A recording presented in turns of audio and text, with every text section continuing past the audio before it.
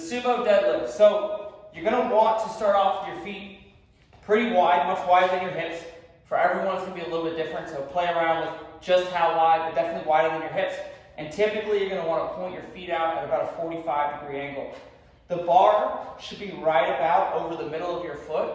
From here, you're going to sit the hips back.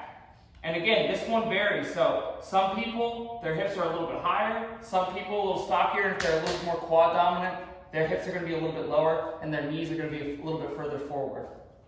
But regardless, grab the bar. You do a hook grip, normal grip, mixed grip, doesn't matter. I suggest going with a normal grip for as long as you can until the weight gets too heavy.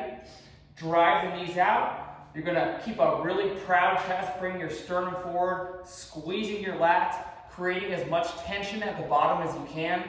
Lifting, taking the slack out of the bar, so lifting just a little bit to hear that click for your setup. From there, breathe in, brace, push the ground away through the feet, and drive the hips forward.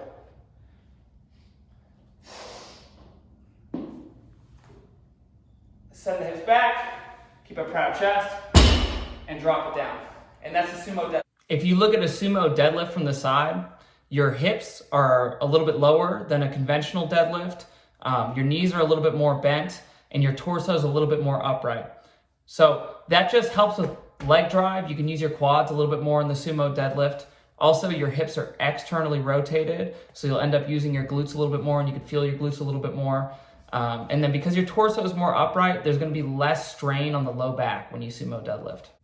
So you can play around with the sumo deadlift and try it out by trying it out in the beginning of a program. Typically, if you're better at sumo deadlifting, you'll know right from the start because it just feels better and you're a little bit stronger at sumo deadlifting.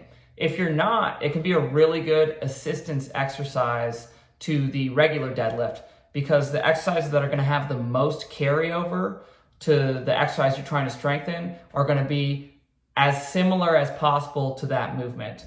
So with it, like deadlifting, for instance, a sumo deadlift, it's pretty much the same. It's just slightly different in the stance. That'll have a ton of carryover over to your regular deadlift for the reasons I just mentioned before this.